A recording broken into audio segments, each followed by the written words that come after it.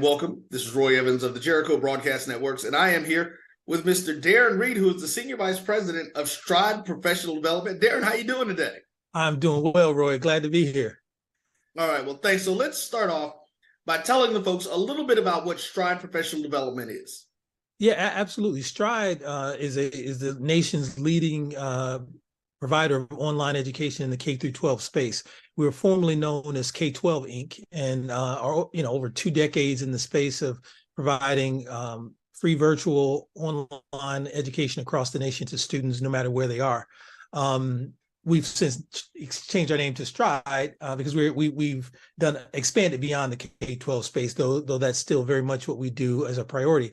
What we've also done with the Stride Professional Development Center is we've leveraged some of our expertise over the past 2+ decades of supporting schools and students and educators, teachers, principals, and we are trying to innovate, the way professional development happens for educators, and that we're doing that through the Stride Professional Development Center. Gone are the days where it's face-to-face only PD.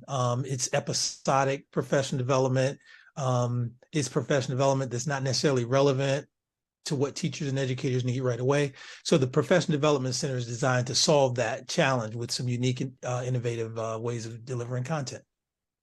All right, man. Well, listen, we are super excited here at the network to be engaged with you all and helping to provide this opportunity for teachers all across the country, and especially those teachers that are coming from our HBCU backgrounds, because we know that education was always one of the stalwarts of most HBCUs in this country. They all had teaching programs, and that's what a lot of them were founded for.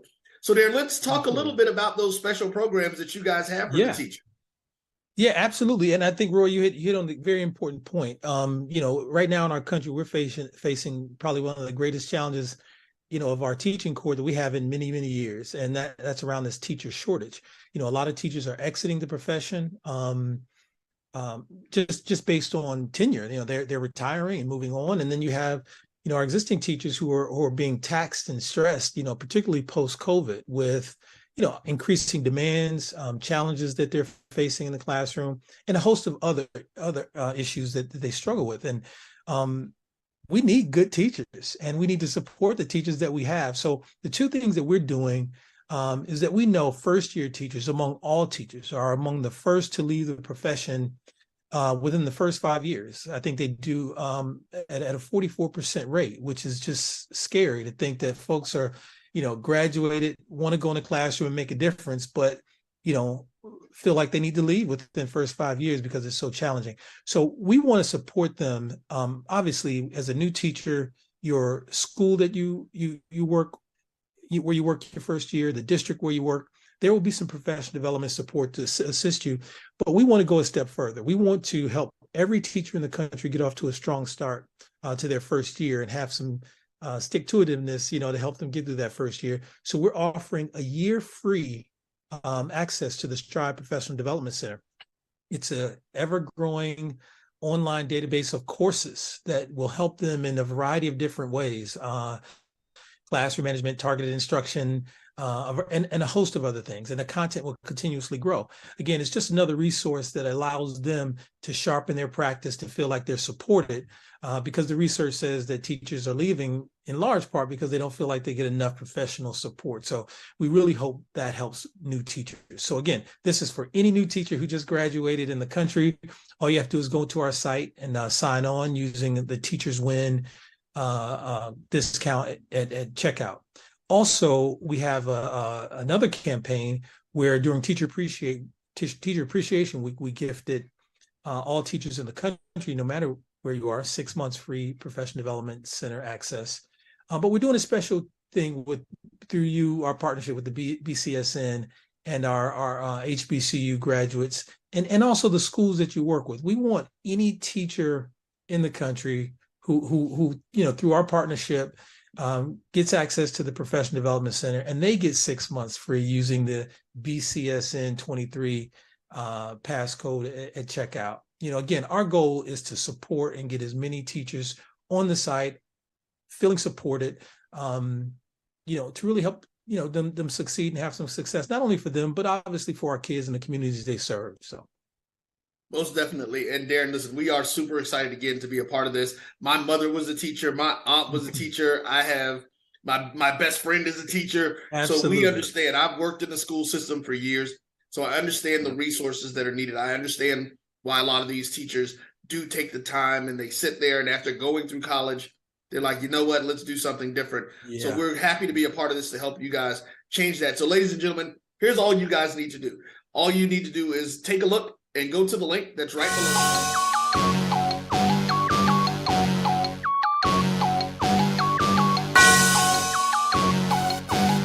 Yeah.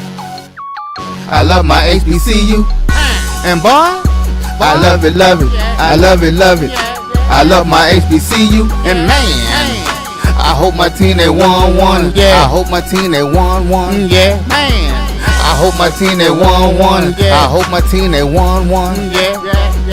I tune into the HBCU Sports Lab to see if my team won or lost. If they lost, I'm quiet as a mouse. But if they won, keep tab. I'ma do the dab, yeah. Dr. Cavil, he know what he be talking about. Mike and Charles, they know what they be talking about. They compress the analytic data with this hip hop. If you know them like I know them, they gon' tell you if your team, if they won or lost, and who the ball. So listen to Professor, yes sir, and pay attention, cause he gon' teach a lesson. This is Dr. Cavil inside the HBCU Sports Lab. We're going to have the rest of the team join shortly, but for us, we're going to get you started with just the two collabo with AD Drew and Dr. Kenyatta Cavil. With that being said, welcome to episode 433 of Inside the HBCU Sports Lab radio show and podcast, the show that's covering the sporting HBCU diaspora. That's all things HBCU sports for institutions large and small, from the NAIA to the NCAA. We have some NAIA news as well today, so we'll get that out here, get some thoughts on that as well. We share insights and information on the HBCU sports culture, HBCU athletic aesthetics to facilitate the story of HBCU athletic programs in the business of HBCU sports. For short, we just call it HBCU sports pedagogy. I'm your host, Dr. Kenyatta Cavil, along with my co-host today, A.E. Drew at the beginning. Mike Washington, Charles Bishop should be along for the ride. We'll see if we can bring them in.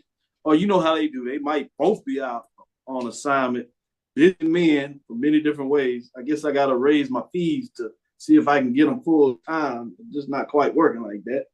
But we're filming from our home studios and sitting live to KCWA's 1230 AM studios with the Texas Radio Hall of Fame and beautiful home, Texas University, Houston, Texas. With that being said, A.D. Drew, thank you for holding off. I see you're ready to crack up on me. But how you doing today, and what are your thoughts? I'm doing fine today, Doc. I'm doing fine. And, I made sure that my assignment ended in enough time for me to get to my home studio. And, in my post-coaching career, I spent time as an official. And I know you like to pull out the academic rules for when people are late and close the door on them and all that stuff. I'm going to pull out the officiating rules. Okay. If you're not here by halftime, I get your pay. That's all I want to say to y'all fellas. Y'all better make it here by halftime, or else me and Doc go split y'all pay. Now you already fine. So one of y'all already got to buy the beer on the way home. So I just want y'all to throw that out there. So. That should be right up Mike's alley. He's always trying to buy somebody's around, so he'll a little bit of insight behind it. Yeah. Exactly. Today's episode of Inside HBCU Sports Lab is sponsored by THG Agency. THG Agency is a company that provides sporting and educational consulting and data analytics. Good stuff there, Drew. What else you were going to add? I'll say that's just a little bit of insight behind the word of officiating for those of you all who've never done it. Yeah, it's more than the cause. There is a brotherhood, and sometimes there's some. Shall I say hazing? There's some initiations and discussions. We'll just say that. Yeah. That go on behind the scenes. We're gonna take the hazing out of the vocabulary. It's a little challenging right now. We're gonna be careful with that. With that being said, I'm gonna shift right back to you and talk about some of this NIA GCAC news of the week. Well, the Gulf Coast Athletic Conference has extended its membership invite to Wilberforce, who accepted, and it was a unanimous vote by the GCAC Council of Presidents in September, and they will officially join the GCAC in 2024 as the only HBCU conference within NAIA. The GCAC represents a vibrant community of like-minded institutions committed to empowering student athletes through exceptional educational experience. And here's a statement from Wilberforce University President Van R. Newkirk. Currently, Wilberforce has few regional rivals. This impacts fan interest and the ability of the university to garner the interest of the students. Joining an all HBCU conference allows graduates of the institution to rekindle relationships with the schools that the university historically had rivalries. It also allows us to tap into regional HBCU alumni bases and thus increase our ability to earn a few dollars to support our athletic programs. Finally, for our students, it allows them to participate against similarly funded programs and to attend games against familiar teams. I think that sums it up in a nutshell, Dr. Cavil. Good stuff. I want to get your thoughts on it. But before I do that, shout out to one of our colleagues that comes into our spaces as we discuss the hot news of the day so we can all make sure we're staying on top of things. We can get some insight because we have colleagues throughout the industry. Many of them you see as guests on the show, some of them you don't, that oftentimes shares with us, if you would, their thoughts on different news and why it's happening and things of that nature. So the curator of RIP 28 podcast, if you would, asked a pointed question earlier today. Can someone, one of you more educated brothers, as he puts in parentheses, or sisters, give me a little more clarification on Wilberforce going to the GCAC? And it is a good thing. They are a 7-hour bus trip from the nearest school. I could see they play football. He could see it if they play football. And this was a football-only move. That's just 5 trips a year. But for basketball, studying, baseball, volleyball, how does it financially make sense? And he says, I'm legitimately confused. So I shared back. GCAC scheduled conference games in clusters to reduce travel. So traditional home and away schedule you think about for basketball and the CIAA, MEAC, SIAC, and SWAC is not the case. I would suggest the HBCU nuance and similarity funding program for competitiveness along with HBCU cultural experience, which we talk about on the show all the time. Both student athletes can be significant.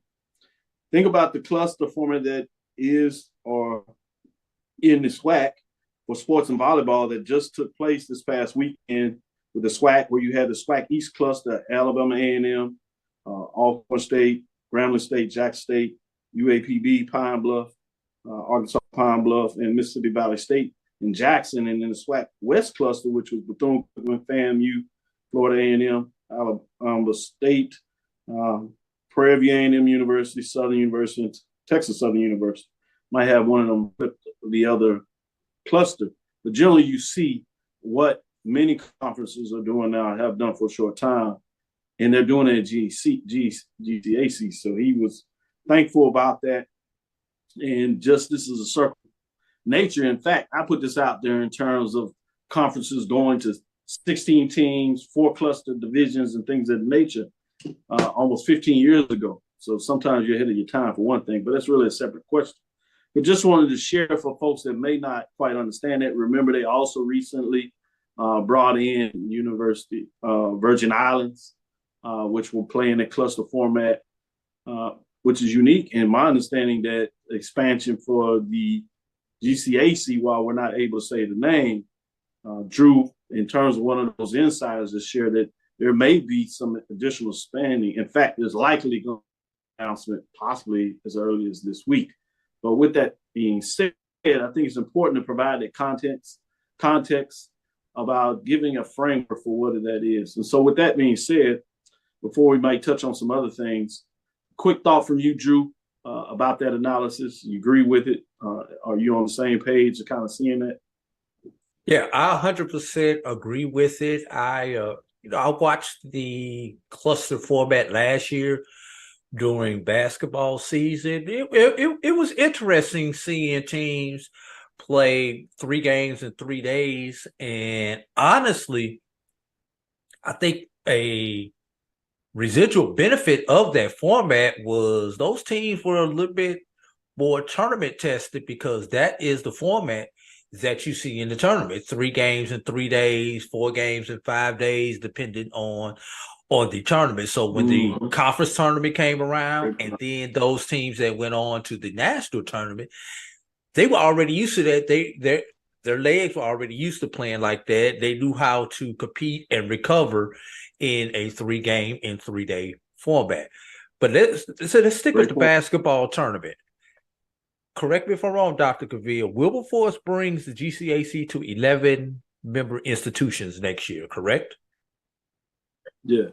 So when the other shoe drops that I told you guys about, and you've also had some knowledge from other sources other than mine that this thing is probably going to drop this week, that puts the GCAC at 12.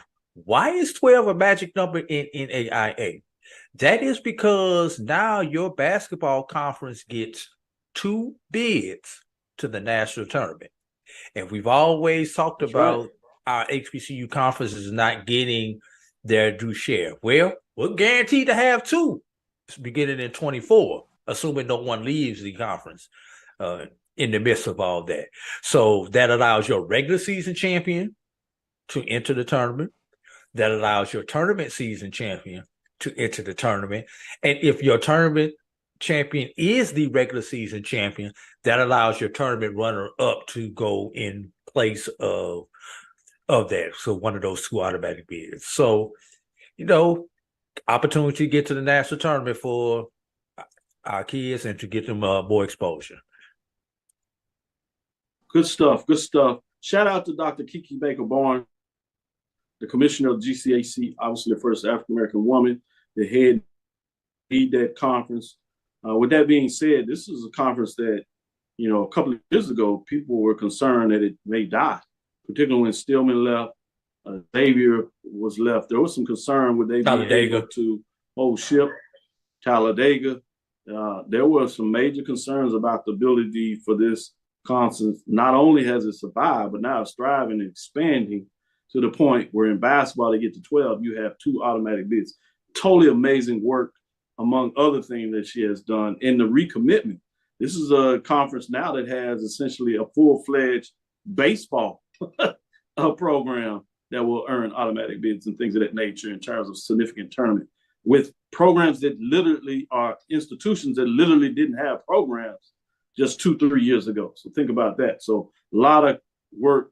And kudos to Dr. Kiki Barnes. And they've added volleyball also in a couple of institutions who did not have volleyball also, Dr. Cavil. Well said. Gender Title IX perfectly to make sure we put that out there. Quickly, we're going to go to our first break. We'll come back. We'll get Mike involved, get him on the show. He's joined us, and then we'll do that. Mike's buying the beer since he was late. Exactly. North Carolina Central football named FCS National Team of the Week. Was courtesy of FCS National Team of the Week, a Stats Perform. Also, in terms of that vein, we'll give you some players of the week. We'll do that in a later segment. But rankings, I think this is intriguing. FCS Top 25, whichever one you talk about, you have a couple of them out there.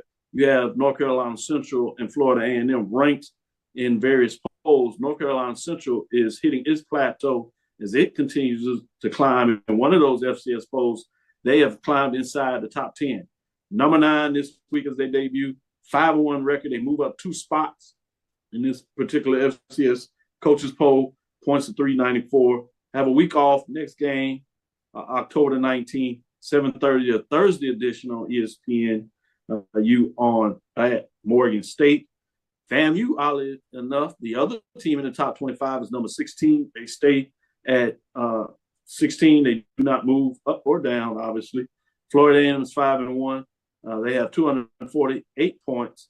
Next game is also in 2 weeks, essentially, as they are open this week. But it's a Saturday contest, the 21st, at Texas Southern University right here in Houston. So looking forward to that, as I'm hearing the Rattlers are invading in Houston and planning to make it their home and have a good time. So I'm fascinated to see what that looks like, what that does, even with a colleague right here at Texas Southern University. Shout out to Dr. Todd, as he's in the college education getting it done. With that being said, we'll take our first break, come back on the other side. Time to get into the poll rankings and see what Mike and AD think about the mid-major poll rankings and get into a little bit of talk about some games of the week. Stick with us. We'll be right back after this first break. Are you hungry for authentic Caribbean food? Like jerk chicken, oxtail, red snapper, shrimp, tofu, and rasta pasta? Well, find your way over to Mango's Caribbean Restaurant, 180 Auburn Avenue, right next to Royal Peacock in downtown Atlanta. Them belly full, but we hungry. Mango's Caribbean Restaurant, open daily from 11 a.m. to 10 p.m. And on Friday and Saturday, we're open till 4 a.m. Come to Mango's and put some spice in your life. So we've got a good thing going. Mango's Caribbean Restaurant, 180 Auburn Avenue, right next to Royal Peacock in downtown Atlanta. For more info or directions, call 404-698-3992 or log on to mangoscaribbeanrestaurant.com. For instant coupons, text MANGOS to 313131. Tell your mama hungry, papa hungry, brother hungry. Mango's Caribbean Restaurant, authentic Caribbean cuisines. Open up the door, tell your mama hungry. As technology continues to bring changes to the world of education, it's time we also reimagine teacher professional development. Gone are the days of one-size-fits-all learning that can only be accessed at a specific time and place. The Stride PD Center is an on-demand library of mobile-friendly courses that allow educators to learn anytime and anywhere. Our dynamic courses provide bite-sized learning and help educators advance their knowledge while also gaining professional development hours. The best professional development plans are those that include a level of flexibility and choice for educators. Whether you're a teacher, school, or district, visit us today to take charge of your learning. The Cavil Group is a Florida-based marketing and training consulting firm. We help businesses communicate to their target audience and engage them in conversation. We also help to expand their audiences, which will ultimately result in growth for those organizations. In addition to being a certified constant contact specialist, my colleagues and I are also certified in John Maxwell Leadership Principles. We use these proven principles to conduct workshops, training, and private coaching sessions for individuals and companies looking to take things to the next level. Contact us to schedule a free consultation. Issues today, don't delay, call Cavil. Press the analytic data with your hip hop. If you know them like I know them, they gon' tell you if your team, if they want a lot, and who the ball. So listen to Professor, yes sir, and pay attention, cause he gon' teach a lesson.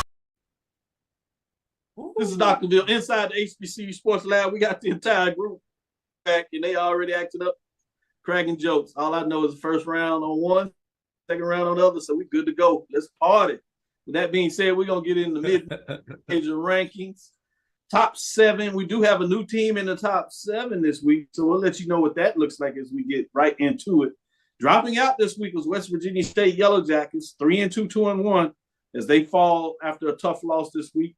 Notre Dame of Ohio, that is, they fall out. It is hard to get in the top 7 up here. You got to be really having a pretty great season.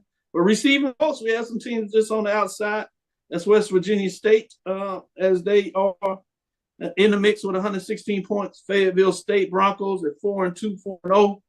They on the outside looking in, having a good season this far, but they're solid as things look. Albany State Golden Rams also on the outside, 4-2, 4-0. Big games this week as they have 111 points. We'll see what that looks like in the mix. Starting with number 7, let's get into it. Miles Golden Rams. Golden Bears, let me get that straight. Miles Golden Bears, 4-2, 3-1. They dropped 4 spots after a tough home loss last week. 131 points, but they're still in the top 7.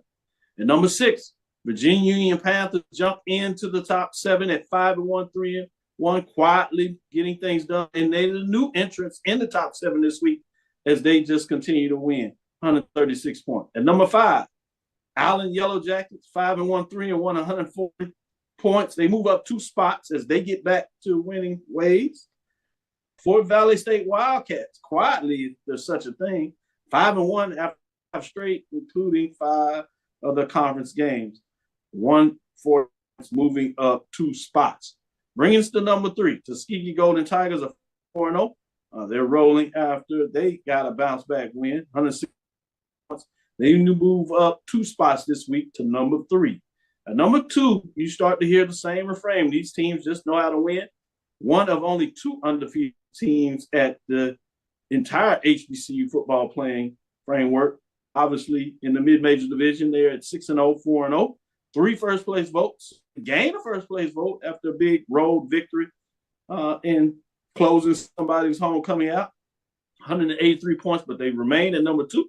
Bringing us to number 1, the Benedict Tigers, 6-0, 4-0.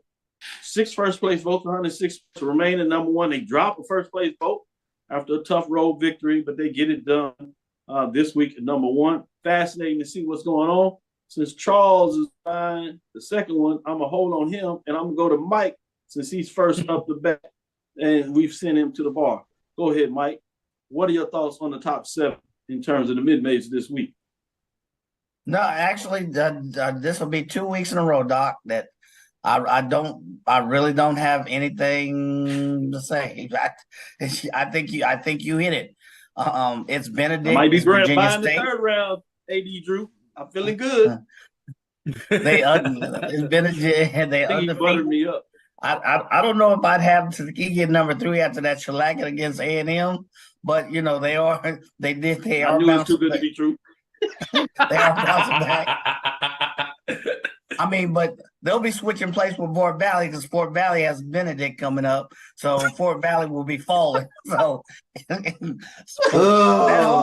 that whole middle section gonna get shot up. Virginia Union may move up a little bit, but the first 2 are spot on. But number 3, 4, 5, they suspect. To be honest. They are real suspect. Man, Mike is already getting into predictions. I love it. I don't know how you can be. How can you be number 3 and get a shellacking like that? I mean, I have one touchdown, 10 points, but they got shellacked. But yes, they bounced back. But come on, number 3. That's only. Other than that, you got number 1 and 2 right. Thank you, Mike. Charles, since that's your time to go to the bar. Come on and step to the plate and tell me what you think. You know what? Mike done hit it on the head because Benedict gonna clean out. I don't know how much in the SIAC. Virginia Union. Virginia Union got a real opportunity to just keep moving up, keep moving up, keep moving up. But real quick, let me ask this question. That's pretty good. I thought Miles had the best chance of knocking off Benedict, especially on the road. Benedict going on the road 2 miles. Is there another team that can really stay within the stratosphere of Benedict? I'm going to go to our SIAC expert, AD Drew, talk about that first and then give me your thoughts on the top 7. Are you saying in the SIAC, Charles? Yeah.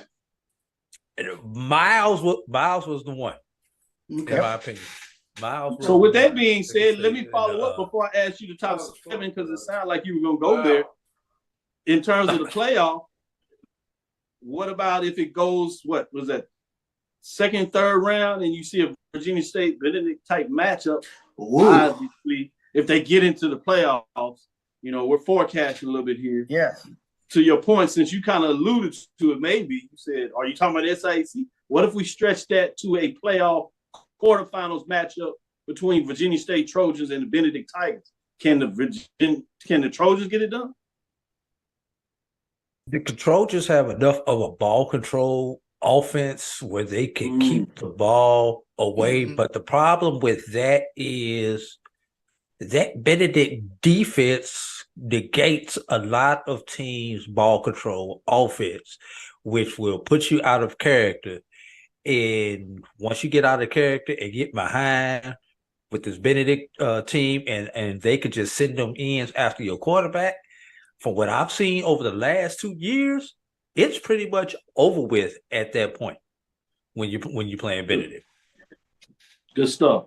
With that being said, go ahead and give me your thoughts on the top 7. All right, Doc.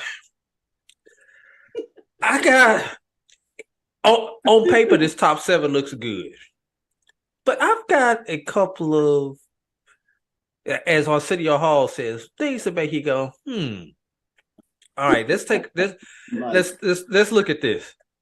You've got a Fayetteville State outside of the top 7 who beat Virginia Union. You've got 2 A&O teams in their conference, Fayetteville State and Albany State, outside of your top 7. All right. You've got a Miles team who lost to the number 1 team, had the game won, lost by a field goal, sitting at 7. All right. And also that same Miles team lost to an FCS by 1 single point, Dr. Cavil. All right. So, and then, of course, Mike pointed out, we took a shellacking to Alabama A&M, but we defeated Fort Valley State. So what do you do with that Tuskegee Miles mix? All right. And speaking of Fort Valley State, Allen, who sits behind Fort Valley State, got their butts whipped against them also. Yes. So there's a lot of things that could be going on here with these teams and everything. The one thing I will say, Miles should not be number 7. I don't know how you fix the rest of them, but Miles should not be sitting at number 7, Dr. Cavil. That's why I said that 3, 4, 5, that 3, 4, 5, they gonna go away anyway. I'm serious. And Virginia Union and Miles gonna move up.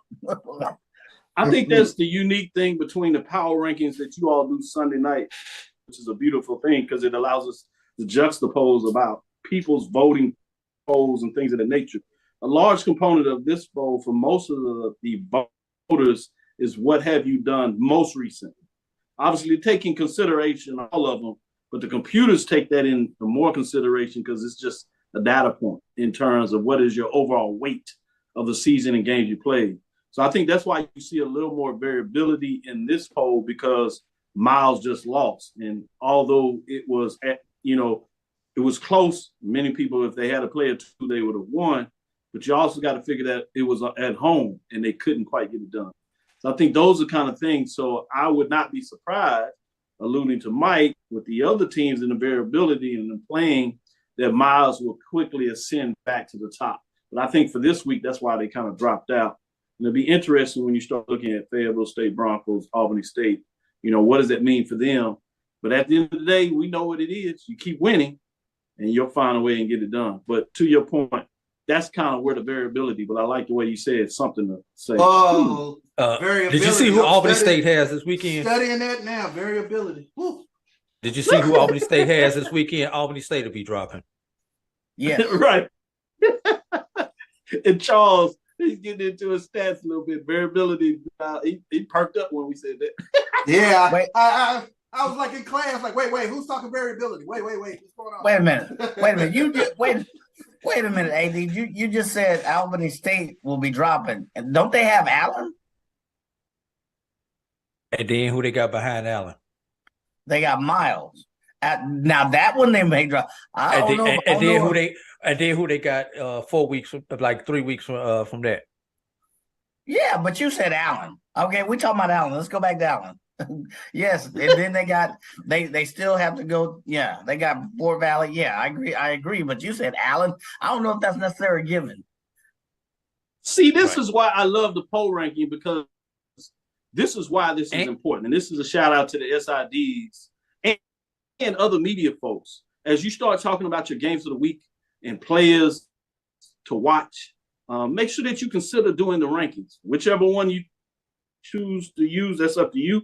But when you have these top 7, top 10 matchups, put it out there so you can have some discussion in terms of the ranking with sports information directors, the media, group that we have out there always use those numbers to talk about the variability and ups and downs as you see colleagues talking about these matchups to come and what it will mean for the poll. It also gets those that are watching HBCUs into it and gives them an idea more than just where teams sit in the conference standings. It gives a more broad view of what that looks like.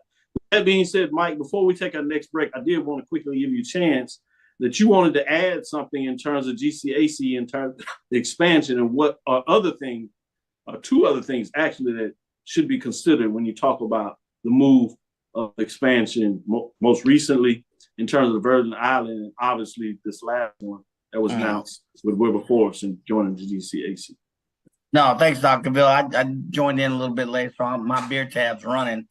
But I heard that you and AD talking, and I heard, AD talking about the spring sports and some of the benefits of getting you, conference bids. And then you talked about Title IX, but I was kind of looking at it from a business standpoint. Their footprint has increased. And, history lesson, 3-4 years ago, people were talking about the GCAC like it was about to go off the cliff. Let's be honest. Or that it may like go over. Pac-12. And now they pick up the Virgin Islands, they pick up Wilberforce, which is Ohio. Their footprint, their visibility, and their brand has now increased. Really by a factor of 10. If you look at business models, the fact that they've increased their visibility and footprint of that conference means, whoa, they get more eyes, they get more sponsorship potential. So I think there's a business aspect to their expansion as well. You guys are probably way more experts than I am, but now I'm sure this is not the last that we heard of their expansion or, media deals. Given this, they moved to 12, now they got bids, now they get more eyes, now they get more visibility. So I think that's another aspect from a business standpoint that this move really alludes to. Great points. We'll cut it. The business of sports, HBCU sports, we love to talk about in an added dimension you get here that you don't necessarily get anywhere else. Let's get into our second break. We'll come back over on the other side and talk about some of these key matchups at the mid-major level. Stick with us. Be right back after this break. It's never too early to plant the seed, to share the tradition, and instill a sense of pride in your HBCU with your little ones. HBCU Pride and Joy Children's Boutique helps you share your school spirit with a wide selection of adorable kids apparel and accessories officially licensed from your favorite HBCU. Visit hbcupridejoy.com and follow us on all social media at HBCU Pride Joy on Facebook and Twitter. You see, Head & Shoulders has scalp shield technology, protects against flakes even between washes. It's never not working. Kind of like us. We're never not working. Number 15? That's my rub. Ooh, nice. Never not working. Never, ever, never, ever not working.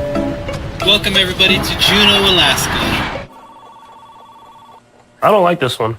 Me neither. Let's get out of here. Dandruff protection that's never not working. Head & Shoulders scalp shield technology. From novice to aficionado, find yourself here. High quality cigars plus personal customer service. Slow Burn is Waco's only mobile cigar lounge, featuring a meticulous, curated collection of premium cigars. Visit our website, www.slowburnwaco.com. That's www.slowburnwaco.com. Press the analytic data with your hip hop. If you know them like I know them, they gon' tell you if your team, if they want to loud and who the ball. So listen to Professor, yes sir, and pay attention, cause he gon' teach a lesson. This is Dr. Bill's Inside the HBCU Sports Lab with Mike Washington, Charles Bishop, and A.D. Drew. Really going in. We're going to give you some of these top matchups as we talked about. First one is one that we're using as a classic. It's called the Lucille M. Brown Community Youth Bowl. It's in Richmond, Virginia, who we still home of the Virginia Union University Panthers. It is a matchup featuring the top 6 programs we talked about today. We went to our overall ranking indicator. Bowie State has dropped all the way to 16 from just being in the top 7 for the first couple of weeks to let you know what kind of slide they are on. But it's a CIAA matchup, October 14th, high noon, if you would. Bowie State Bulldogs, 3-3, 2-2 on the season. Can they stop the slide as they go to number 6 Virginia Union Panthers that had 5-1, 3-1? Be fascinating to see what this looks like. Let me go to you first, Mike. What are your thoughts in terms of this matchup? Can Bowie State Bulldogs stop the slide? No, not no. If you look at, well, we can deal with their statistics, but let's look at Fed opponents. Bowie State hung a whopping 10 points on St. Augustine, a whopping 10 points. Virginia Union hung 47 points on St. Augustine, and then you look at Livingstone, almost the same thing. Not as much of a difference. So I look at Bowie State and I'm like, what's happening? Offensively, they were moving the ball a little bit more early the season. I'm wondering if there's an efficiency issue or what, or is it they're just not that team of years past that we thought they were, or what? But needless to say, to make things short, this has Virginia Union written all over it for me. Good stuff. Good stuff. Let me go to you, Charles, and see what your thoughts in terms of this matchup that features CIAA teams here. Well, I think the luster is off Bowie State a little bit here. And one of the things that really jumps out at me, they're coming off a game where they could not stop Kemo Clark. Kemo Clark rushes for 244 yards in that game, 4 touchdowns. And guess who's coming this weekend? Jada Byers coming back into the fray. And he's coming off a game where he rushed for 246 yards and 2 touchdowns. Until they can stop the run, the slide will continue. I got Virginia Union big in this one. Good stuff. Good stuff. With that being said, let me go to you, AD Drew. You agree with your two colleagues here, or are you going in a different direction? No, we not bucking the train over here, down here in South Georgia. We are going. We know how to follow the leader. Look, I'm with both these guys. That running game of Virginia Union, you pictured Jada Byers, Charles. They've got 2 other backs there at Virginia Union when Jada Byers went down. So I'm not worried about it. I missed the press conference with Dr. Parker today, Dr. Alvin Parker. I'm normally on his Tuesday press conference. But just his mindset this year, one game at a time, they're going to do what they need to do to get this victory. And he's going to stick with that potent run game, shorten the game, and they're going to just take this to the house, man. It's almost a done deal, but last time I said that, they lost to Fayetteville State. So there is a glimmer of hope, but it's just a glimmer. It's not a full forest fire. It was not just a glimmer, it was a rainstorm as well. Not saying that had anything to do with it, but hey, boy, we're counting down to what that Virginia Union Panthers and Virginia State Trojans matchup we are at the end of the season. Yep. That could feature a top 3, top 4 type matchup, depending on how things go. So it'd be fascinating to kind of keep our eyes on that. I know it's a way off, but if we can get fortunate and see that matchup, boy, it would be a beautiful thing. I'm going to stick with you, AD Drew, as we're going to go deep into Florida. That is Miami Gardens, Florida. Beatty T. Ferguson Stadium, Battle of Miami Gardens, Independent Sun Conference game, Saturday, October 14th at 11 a.m. for us in the Central Standard Part, high noon for them over there. Independent non-conference mid-major division game of the week features overall number 16 in NAIA poll rankings, St. Thomas University, Florida Bobcats that are 4-2 and 4-1, and feature our number 0 strength of HBCU schedule, number 13 Florida Memorial Lions, that are 3-2 and 2-0 in the conference race. Drew, what are your thoughts on this intriguing matchup? First of all, your pollsters have not been paying attention to the NAIA. Florida Memorial should be ranked higher than 13 in the Dr. Cavil's inside the HBCU Sports Lab poll. Matter of fact, of the Black College Sports Network rankings, they were in the top 5 as far as the computer rankings. That's how good they are. And you want to know why they're in the top 5, Dr. Cavil? They lead the Sun first of all, you have to know about the Sun Conference. This Sun Conference is one of the premier conferences in AIA. They lead the Sun Conference in offense, scoring, yardage, passing offense, rushing offense. Preach. But who's right behind them? St. Thomas is directly behind them in all of those categories. And if you haven't looked, I'll go ahead and tell you. There are 3 undefeated teams in the Sun Conference. There will only be a maximum of 2 undefeated teams after Saturday because 2 of those 3 undefeated teams play each other. This Florida Memorial team, Coach Greg Ruffin, when he was at Edward Waters, said, I can go get a 4-4 anywhere down here in the state of Florida. They grow like weeds down here. Well, somebody figured it out down there at Florida Memorial because 47 points a game, Dr. Cavil. They got their fair share out there. 4 of their 5 games, they have scored 50 they have scored 47 or more points, Dr. Cavil. Now let's think about it. Their 2 losses, they're 3-2, and I'm gonna close it out on this. They lost to FCS. That's moving up not 1 but 2 levels for all y'all who don't know. And they still put up 500 yards against Grambling in that game. And they lost it. And they lost the overtime game, 47. I think it was 50-47 in week 0 when they were still trying to figure things out.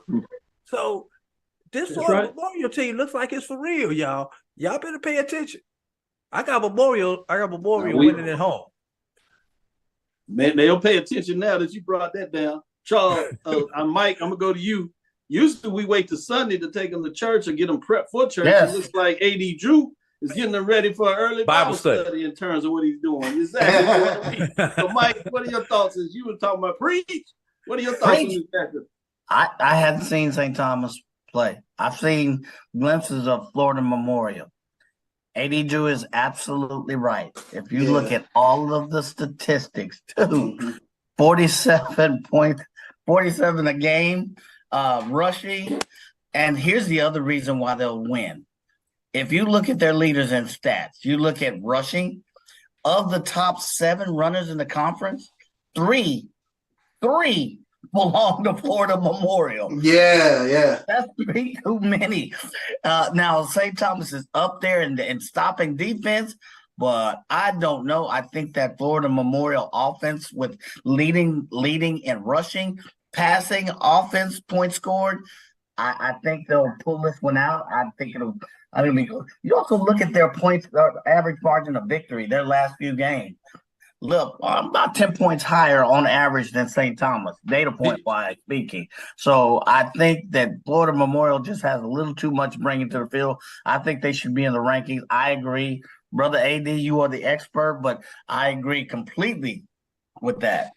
Bro, they put up 72 last week. 72. Yeah. Looked like a basketball game. Said, average margin of victory.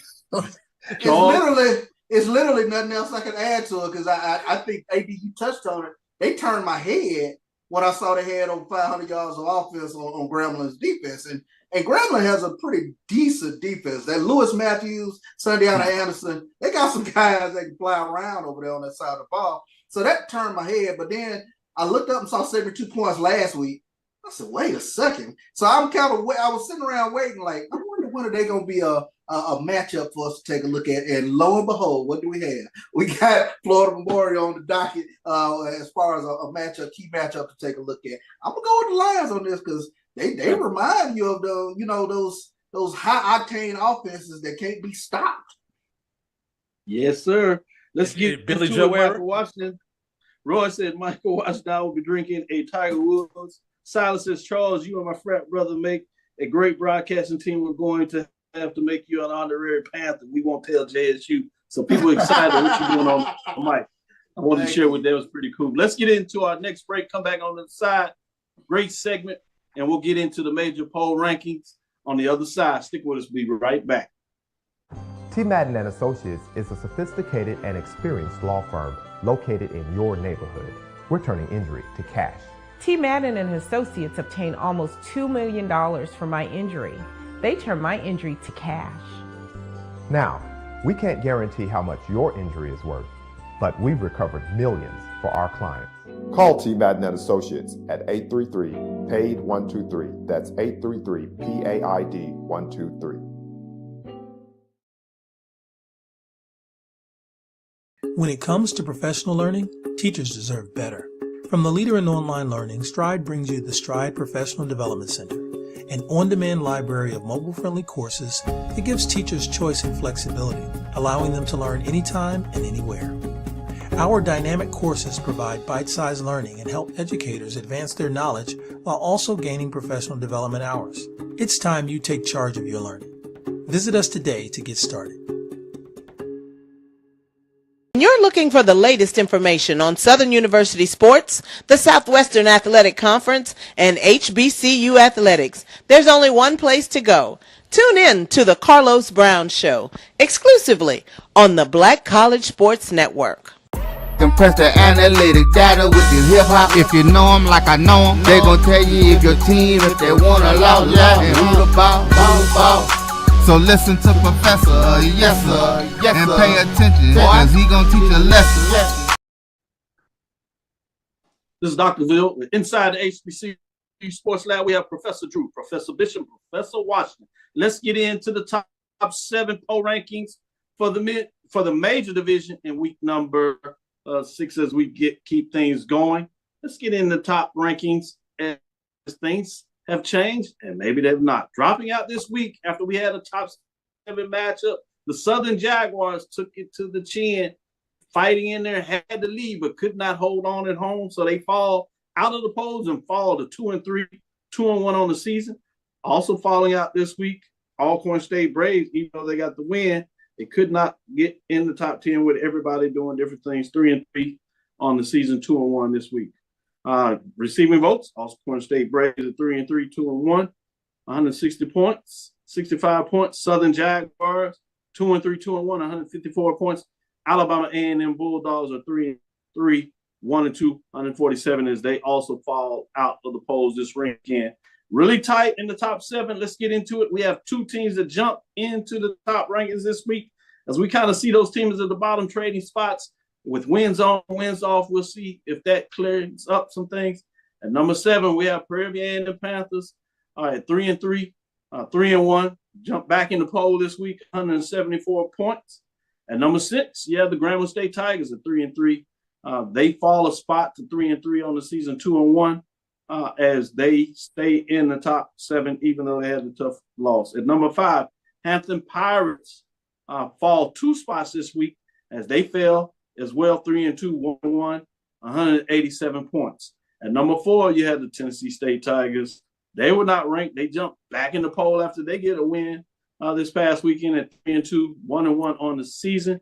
Looking at the top 3, at number 3, Jackson State Tigers are 4-2, 2-1, 215 points. They move up a spot after they get a big neutral site victory out over Alabama A&M, top 7 matchup, top 10 matchup last week. But they get it done. And number 2, North Carolina Central Eagles, 5-1, big victory, top 25 victory, but was not enough to squeeze out FAMU. They have 6 first place votes, 245 points. Reign in number 2. They take one of the first place points that came away from Hampton last week, but guess who got the other one? Number 1, Florida A&M Rattlers, 5-1, 4-0, 6 first place votes, 246 points. Just edging out North Carolina Central by 1 point. Some polls have Central number 1, some have FAMU. I wouldn't argue whatever way you go. I'll just be straight up with that before I even ask going to the rankings. It's just that tight of a race. It looks like these 2 teams are on a collision course to play in the Celebration Bowl. And boy, at this point, you talking about what could be a fascinating matchup. Can both teams hold on? It's probably more important that Central finishes the season now as they get in the conference race. Think about this, at 10-1, as FAMU may be able to bump their head and still get in. But could you think about this? You could have a 10-1 matchup versus a 11-1 matchup between the MEAC and SWAC.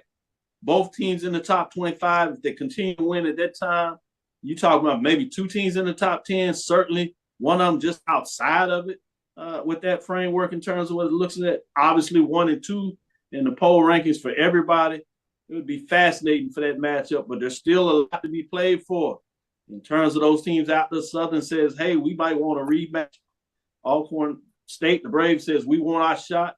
We're going to go down the whole list in the West. Grambling says, hey, what about us? Prairie View says, hey, we'll take a homecoming shot, and then we'll take a do-over as well. Did I miss anybody? Texas Southern says, we're 0-2, but it's just stopped. We're just a game back. Let us start our trend on it. So, man, it's interesting. Jackson State is sneaking in the weeds, say, hey, mess around and find out. With that being said, what are your thoughts in terms of my top 7? Drew, I'm going to start with you. All right. I'm going to do some math right here, Dr. Cavil. FAMU Central, both with 6 first-place votes.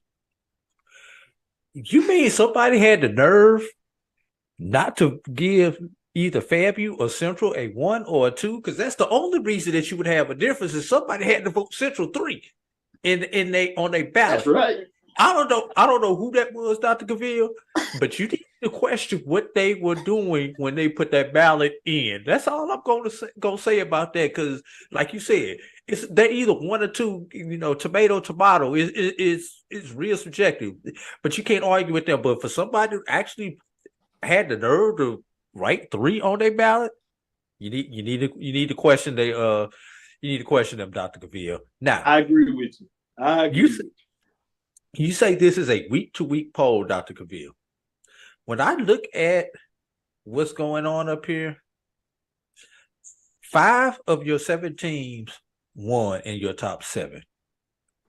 But the another team that won that's receiving votes barely received votes. They're technically number 10. How is Alcorn not in with a win over Grambling? But Hampton and Grambling are still in. Pollsters, help me out with that one. Explain that one. Not explain. Explain that to me. Y'all can have it now. Charles, explain it. I can't. I ain't even gonna try. But you know what? I'm sitting here laughing. I'm like, it's Florida A&M, it's North Carolina Central, and it's a whole muddle of folks right up under them. But the thing that I really take a look at, well, we got a lot of football to play. I'm not ready to pencil either one of them into the Celebration Bowl just yet, because I just think that over October and November, we just gonna see a lot of shaking out that's gonna happen. And I got some interesting matchups. I mean, and on paper, it doesn't look like something that'll jump out at you, but FAMU making a trip to Houston, you take on Texas Southern. To me, that's going to be an interesting game. I think when North Carolina Central gets into conference play, as great as they've looked thus far, I just feel like something weird is going to happen within MEAC play, because I think they just play good football. I think the margin of error is so thin going forward that it's just, you're just going to have a lot of things shake out. And let me big up Tennessee State.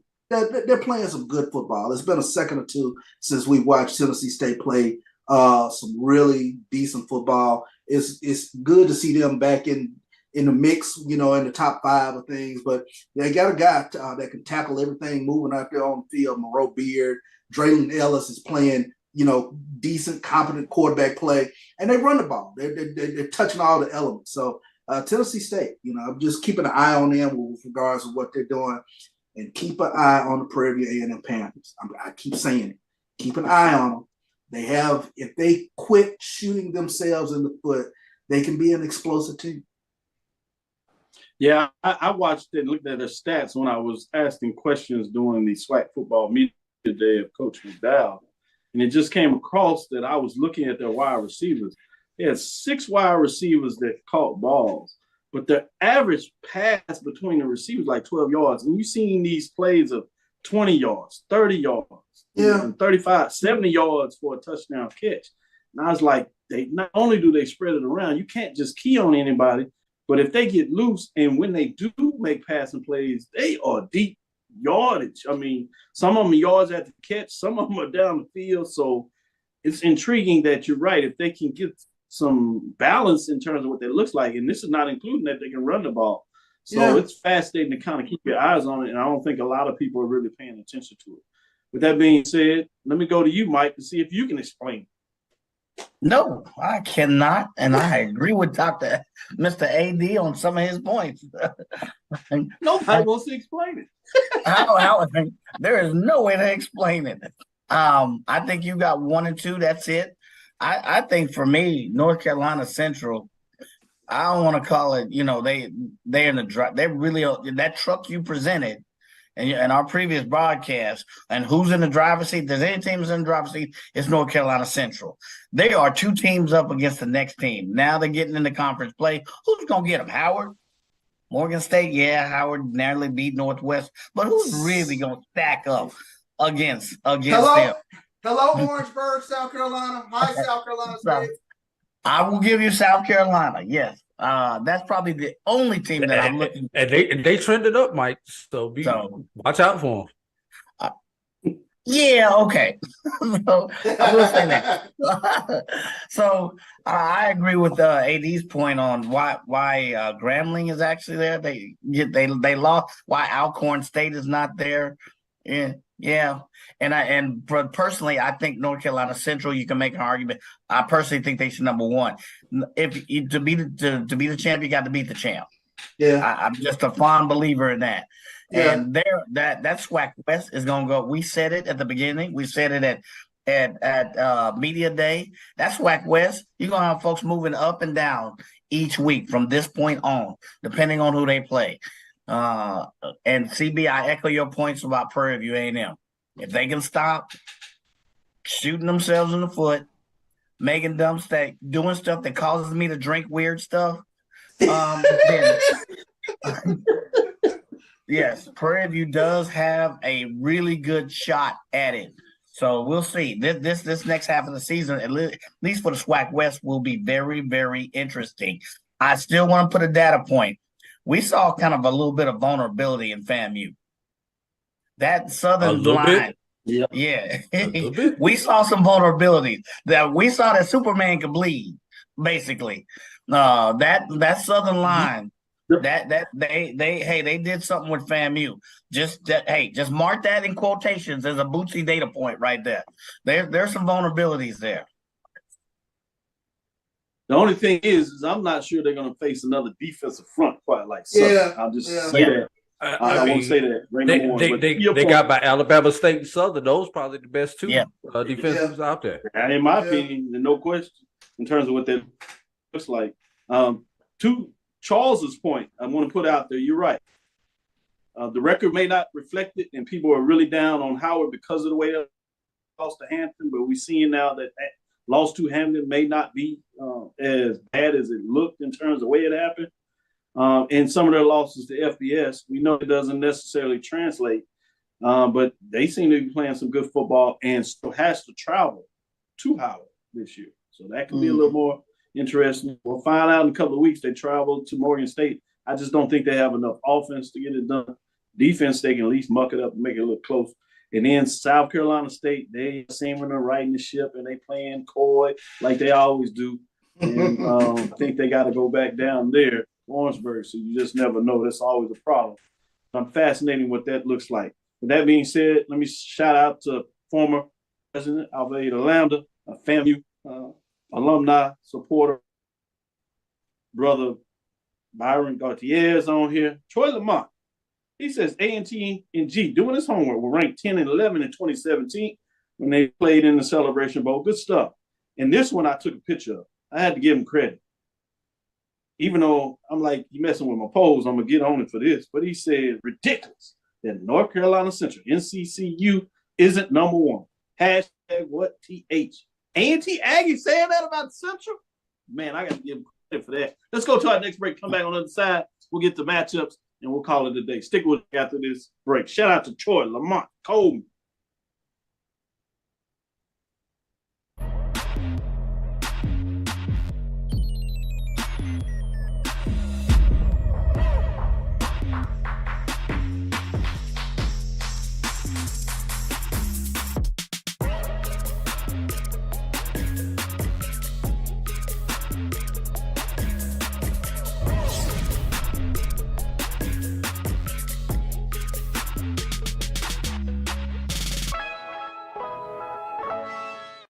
2002, Empowerment Resources, Inc., a nonprofit organization, has empowered more than 1,500 youth and adults in Duval and surrounding counties. Through its programs, Journey into Womanhood, Girls Mentoring, Life Skills for Teens, and parenting education coaching.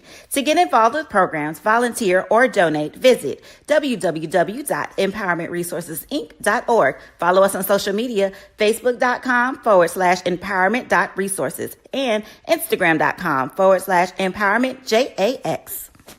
This is Brian Fulford. AD Drew and I are co-hosts of the BCSN Sports Lab. We talk about all things related to HBCU athletics. From the games, teams, coaches, and fan interest stories, we cover it all. You can find our shows on Facebook at BCSN Sports Lab, YouTube at MyJBN Online, and everywhere you listen to podcasts like Anchor, Spotify, Google, and Apple Podcasts. You can also find the show on the Jericho Broadcast Network's app.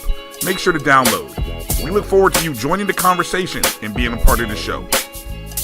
Compress the analytic data with your hip hop. If you know them like I know them, they gon' tell you if your team, if they wanna lose, and who the ball. So listen to Professor, yes sir, and pay attention, cause he gon' teach a lesson. This is Dr. Mills inside the HBCU Sports Lab. We're gonna get right into the group where we got some nice major division matchups this week. We have in Jackson, Mississippi Veterans Memorial Stadium. It's homecoming. Let me say it again. It's homecoming. SWAC matchup Saturday, October the 14th. We'll do this as our major classic game of the week. We didn't have an official classic game, so we decided we go to homecoming route. With that being said, 2 o'clock, ESPN Plus. You have Alabama State, 2-3, 1-2. They asked for this last year in terms of wanting to be on the schedule homecoming. Well, Coach got it. Number 3, Jackson State Tigers at home as they ascend to the 3 ranking. 4-2 on the season, 2-1. If I had to look at Alabama State in terms of where they are in the overall ranking of the 21 teams, they're at 12. So you have them outside of the top 10, but it's fascinating to see what this may look like. Charles, I'm going to start with you being Mississippi native. What are your thoughts in terms of this matchup? Yeah, I mean, I take a look at this matchup, and it's a very interesting matchup from the standpoint of Alabama State plays defense. They play good, hard defense. Even 2022, when Jackson State went to Montgomery to take on Alabama State, that game was nip-tuck. It was a hard-fought game, and Jackson State was able to pull out to the fourth quarter. And the underlying question with Alabama State, and we've seen it again this year, can they score any points? They're only averaging 16 points a game. And for that reason, I think Jackson State has enough firepower where they can, caveat, which Jason Brown do you get? I'll put it out there like that. Which Jason Brown? If you get the good Jason Brown, I think Jackson State should be able to get the W in this one. You get the so-so Jason Brown, where we having to substitute the quarterback, backup quarterback in for a couple of series so he can kind of, get his bearings again. And it's going to be a hard 4 quarters for Jackson State. But good Jason Brown, Jackson State is a different team. Okay, so Jason Brown, yeah. So I got Jackson State in this one. Mike Washington? Yeah, I go with that. I mean, you look at your rankings, but statistically, 16 points a game, that's it. And I'm sorry, and they're not doing too much on the defensive side. So I'm gonna roll with Jackson State on this one. I don't care how good or how mediocre Jason Brown is. Jackson State still finds a way to put up points, and I think they'll find a way over this team. The other thing I guess I got to think of is, let's look on the other side defensively. Can Jackson State stop Alabama State? And the answer for me is yes. So my vote goes with Jackson State on this one. Good stuff. Let me go to you, AD Drew. You said Alabama State was 12, Dr. Cavil. That means Charles, couple years, I'm gonna use a statistical term. I don't need you to go crazy on me. That means they are the median of the conference. They are smack dab in the middle of our FCS. Well, because of that, I need to lead to a team who's in the upper quarter of our rankings. It's real simple. Mike just hit it on the head. 16 points a game is 16 points a game. That's not good offensively. If that's what your defense was giving up, I'd love to see something like that. But that's not. Your offense is scoring 16 points a game, and your defense is giving up about a respectable 21 points a game. Also, it's a doggone shame that they can't figure out how to get the ball to Keyshawn Johnson, who is arguably the best receiver in the conference. In the SWAC, but he has nobody who could consistently get him the ball where he needs to get the ball to make that offense potent. If they could figure that out, that 16 points a game easily turns to 24 to 27 points per game for Alabama State. If that happens, Charles, and you get bad Jason Brown, Jackson State might be in trouble. I don't think it's going to happen, but just want you to be on alert for that. No doubt. Good stuff. Sticking with you, AD Drew, let's go to Nashville, Tennessee, Nissan Stadium. Since we're talking homecoming, let's stick with homecoming. We have Norfolk State Spartans at 2-3. Hadn't started the conference play at number 4. Tennessee State Tigers 3-2. One coming off a big victory. Big South OVC matchup against the MEAC. Saturday, October the 14th, 5 p.m. It's a late homecoming. So everybody will be excited, lathered up, ready to go. ESPN Plus. If I had to give you the overall ranking for Norfolk State, they would be 14 in terms of this week of where they are measured. With that being said, Eddie Drew, what are your thoughts between this matchup, Tennessee State and Norfolk State? Who starts homecoming at 5 o'clock local time? That's question number one. Before I even get into the analysis, who starts homecoming at 5 o'clock? There's going to be somebody who's not going to make it to 5 o'clock because they're morning into the afternoon. So beware of that. Number two, people at Tennessee State, maximize your revenue opportunities in this particular game because you will draw more people to this one game than you are going to draw the rest of the season combined at home. I just want y'all to make sure that y'all maximize your revenue opportunities. Now, let's get to what's happening on the field. Tennessee State, good defense, good running game. Norfolk, inconsistent. We've seen good Norfolk, we've seen bad Norfolk, and we have seen ugly Norfolk this year. We don't know which one of them is getting on that bus headed to Nashville. But Tennessee State beats ugly Norfolk, Tennessee State beats bad Norfolk, and a good Tennessee State beats a good Norfolk in this particular game, should we get there. And also, Dr. Cavil, let's see who's gonna win on the halftime. That's gonna be the battle. Yeah. That's right. Usually we wait till Thursday to talk about the marching sport, but since Drew brought it up, he's absolutely correct. The Legion is coming. The Spartan Legion is coming to invade Legion versus Aristocrats. Take on the Aristocrats. Yeah. So not only do you have a major HBCU matchup here on the football field, you also have a nice one in terms of the Battle of the Bands. So again, you talking about the attendance for this game, it could even get bigger than that because I heard Norfolk State wants to show out how they travel. One of the first ones, and they're doing a precursor to next year as they go to Atlanta for the MEAC SWAC Challenge. So they're taking it and playing, and they have a lot coming out of Atlanta to come to this game is what I'm hearing. So fascinating. You can go to whatever direction you want to go with all that information, Charles. What are your thoughts? I think Norfolk State, very interestingly, is a lot like Jackson State. Which one are you going to get? I think you touched on it. Which Otto Coons are you going to get? And that's what makes this chess match really kind of interesting to me. I take a look and I go back. Norfolk State got the win against Hampton, but Hampton ran through them to over 200 yards in that game. So that was the thing that kind of, it's sort of a check mark because Tennessee State is going to run the football. They're going to have multiple guys. They're going to pound you for 4 quarters. It's going to be a very physical contest. Can Norfolk hold up?